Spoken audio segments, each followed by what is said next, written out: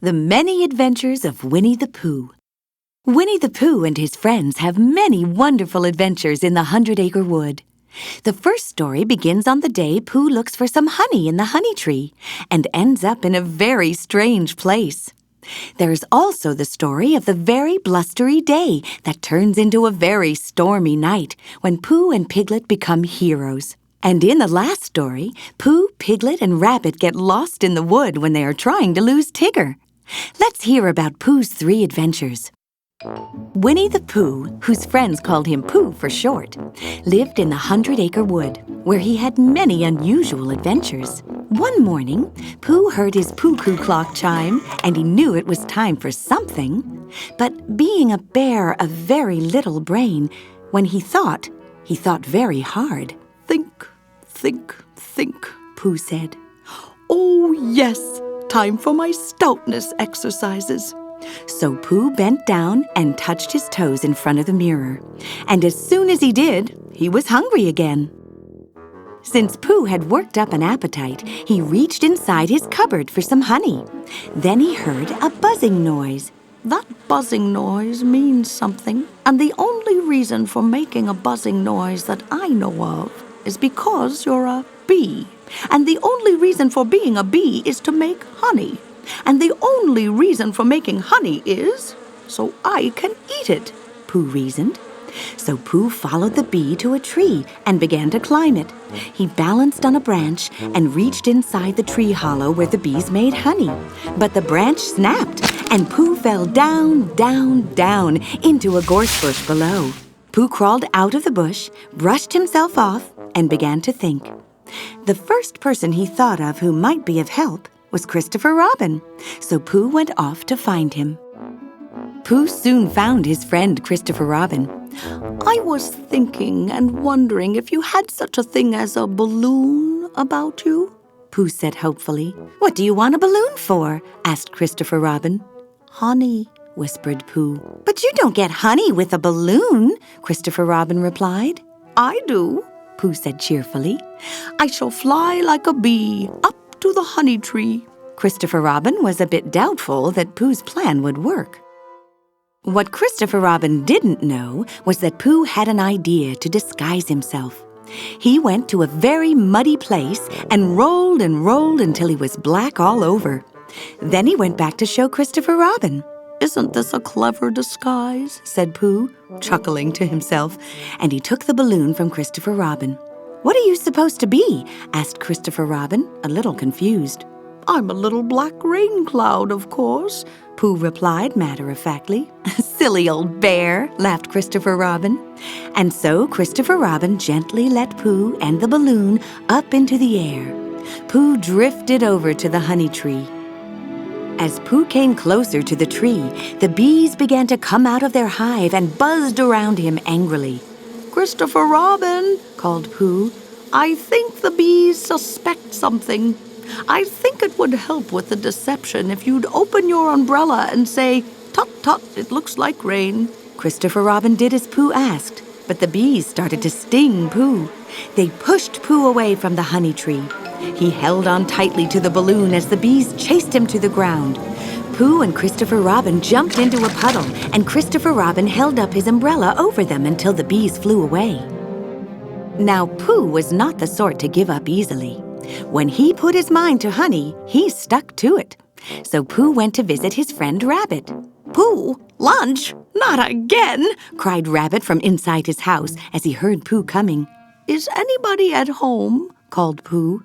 Nobody, called back Rabbit. Pooh thought to himself, somebody must be there, because somebody must have said nobody. Rabbit grudgingly let Pooh in and offered him lunch. So Pooh ate and ate and ate and ate and ate and ate until there was no more honey. But when it came time to leave, Pooh found himself stuck in Rabbit's front door. Oh, bother, said Pooh. Rabbit tried to push him through, but it was no use. Rabbit went out his back door to find Christopher Robin. Christopher Robin decided that the only thing to do was to wait for Pooh to become thin enough to fit through the door.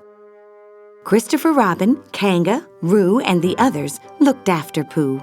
They made sure he wasn't wet when it rained and that he was warm enough. But they didn't give him anything to eat, no matter how much Pooh wanted it. And then, eventually, when Pooh was just a little thinner, they were able to pull him out. But Pooh went flying into the air. He landed in the honey tree, head first in the beehive. There he goes, said Rabbit. Stuck again, noted Eeyore gloomily. Don't worry, Pooh. We'll get you out, shouted Christopher Robin at the tree. Pooh had his hands and mouth in the honey. No hurry. Take your time, he said as he slurped the honey. Soon after, Pooh had another unusual adventure. He decided to visit his thoughtful spot on a blustery day. Since Pooh was a bear of very little brain, whenever he thought in the most thoughtful way he could think. But he was interrupted from his thinking by a gopher. If I were you, I'd think about getting out of here. It's Wednesday. It is, replied Pooh. Then I think I shall wish everyone a happy Wednesday. And I shall begin with my dear friend Piglet. Now, Piglet's house was in another part of the forest. It was a very grand house in the middle of a beech tree, and Piglet loved it very much. Piglet was trying to sweep up the leaves blowing around his house when Pooh arrived. But the blustery wind blew Piglet right up into the air. Pooh reached up and managed to grab Piglet's scarf, but it began to unravel. Pooh held on tightly to the end of Piglet's scarf, which was now just a long piece of string. They rushed past Kanga and Roo and Eeyore and then Rabbit in his garden. But the wind lifted Pooh into the air like Piglet, and both of them landed against Owl's window. Well, I say now, cried Owl. Someone has pasted Piglet on my window. And Pooh, too. Owl opened his window, and Pooh and Piglet flew in. Owl offered them tea, while the wind blew and blew, rattling Owl's belongings and sending Pooh and Piglet flying from one end of the room to the other. There was a great gust of wind, and Owl's house shuddered and fell to the ground.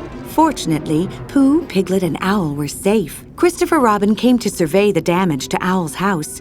I don't think we will ever be able to fix it, he said. If you ask me, said Eeyore, when a house looks like that, it's time to find another one. I'll find a new one for him. The blustery day turned into a blustery night. At Pooh's house, it was a very anxious sort of night, filled with anxious sorts of noises. And one of the noises was a sound that had never been heard before. Now Pooh, being a bear of very little brain, decided to invite the new sound in. Hello out there, Pooh called as he opened his front door and peered out. Oh, I hope nobody answers. But somebody did answer. Hello, I'm Tigger, said Tigger as he bounced inside. Who are you? I'm Pooh. What's the Pooh? Asked Tigger as he bounced on top of him. You're sitting on one, replied Pooh from underneath Tigger. But what is a Tigger? Ho, ho, ho! Tiggers are the most wonderful things there are. They're bouncy and fun, cried Tigger. Well, I'd better be bouncing along now, chum. Cheerio! And Tigger bounded away. The very blustery night turned into a very rainy night. Piglet's house was flooded. He bobbed about on a wooden chair trying to keep dry. In desperation, he wrote a note. Help! Piglet, me, the note said.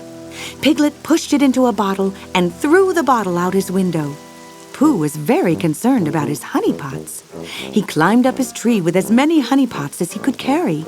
But as he put his head in a pot to check the honey level, he fell out of the tree and landed in the water with his head in the pot. Now Christopher Robin lived at the very top of the wood.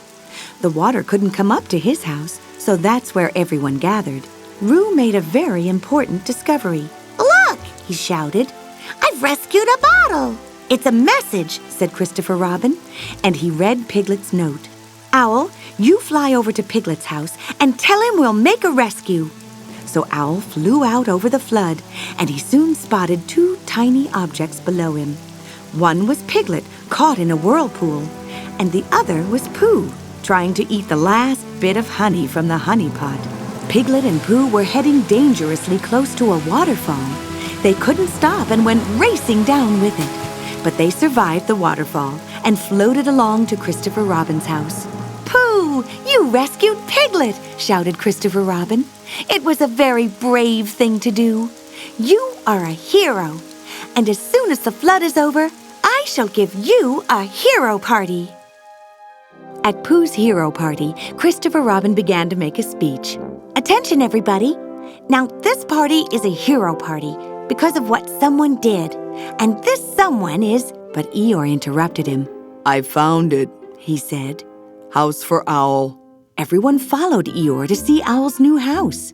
"This is it, Owl's new house," said Eeyore, who had unknowingly led them to Piglet's house. Piglet gulped. "Oh, dear me." The others gasped.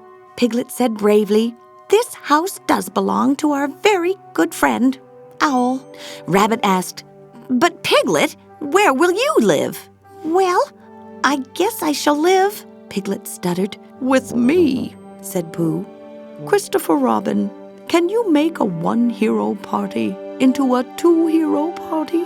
And so, Pooh was a hero for saving Piglet, and Piglet was a hero for giving Owl his grand home in the beech tree. On a sunny morning, Pooh, who was a bear of very little brain, sat not thinking of anything in particular. All of a sudden, along came Tigger, who had a habit of bouncing in on his friends when they least expected him. "Hello, Pooh," Tigger greeted him. "I'm Tigger." Pooh chuckled. "Yes, I know. You've bounced me before." "Well, I gotta go now. I got a lot of bouncing to do." And with that, Tigger left Pooh. Tigger bounced into Rabbit, who was working in his vegetable garden, knocking him over and sending the vegetables flying.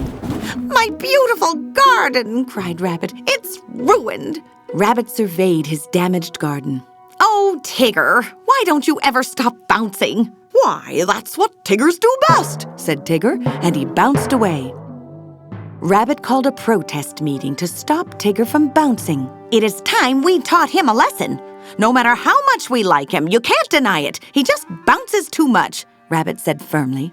Piglet thought, perhaps if we could think of a way of unbouncing Tigger.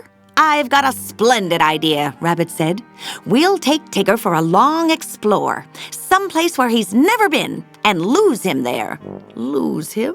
asked Pooh in surprise. Oh, we'll find him again next morning, and mark my words, he'll be a different Tigger altogether, Rabbit said. It'll take the bounces out of him. So it was agreed that they would start the next morning, which, incidentally, turned cold and misty. As they walked along, the mist kept getting thicker and thicker, and Tigger kept disappearing and appearing again. But when Tigger had disappeared once more, Rabbit ushered Pooh and Piglet into a hollow log, where they hid from Tigger. "Hello!" shouted Tigger. "Where are you?" "Shh!" whispered Rabbit. "I am shushed," Pooh whispered back. When Tigger realized he couldn't find his friends, he went to look for them. Rabbit, Pooh, and Piglet tried to find their way home in the mist, but they kept arriving back at the sandy pit. It's a funny thing how everything looks the same in the mist, said Rabbit anxiously. "Well, we keep looking for home, but we keep finding this pit. So I thought if we looked for this pit, we might find home," Pooh reasoned. Rabbit sniffed. I don't see much sense in that. If I walked away from this pit and then walked back to it, of course I should find it. I'll prove it to you. Wait here. So Rabbit left. Pooh and Piglet waited and waited in the sandy pit, but Rabbit didn't return. And Pooh started thinking of his honey pots at home. So Pooh and Piglet set off for home, with Pooh following the call of his honey pots. As the mist became thinner, and Piglet knew this part of the wood, Tigger found them. Now it seemed Rabbit was the only one missing, so Tigger decided to look for him. Rabbit was still wandering around in the mist. By now he was lost and bewildered and terrified of all the forest noises, which sounded deafening in the mist. Help! He called out. "Hello, Rabbit," said Tigger, bouncing up to him. Tigger, but you're supposed to be lost, Rabbit said. "Oh, Tiggers never get lost," he replied. "Let's go home. Hang on." Rabbit held on to Tigger's tail while Tigger bounced him home. The first snowfall had covered the 100-acre wood, Tigger arrived at Kanga and Roo's place, ready to play with Roo. Do tigers like to climb trees? Roo asked as they bounced through the forest. That's what tigers do best.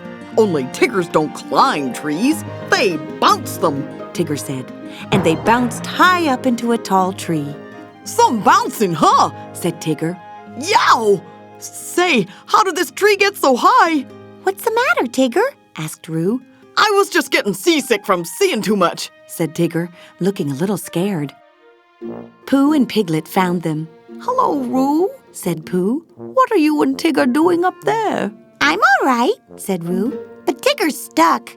Well, it wasn't long before word got back to Christopher Robin and the others that Tigger was in trouble. He can't bounce anybody up there, said Rabbit in satisfaction, looking up at Tigger in the tree. But Christopher Robin took off his coat, and everyone held a corner of it. Roo jumped into the coat. Gee, that was fun, he cried. You're next, Tigger, called Christopher Robin. Jump. Tigers don't jump, they bounce, explained Tigger, looking down nervously. Then bounce down, said Pooh. Well, we'll just have to leave him up there forever, Rabbit said happily.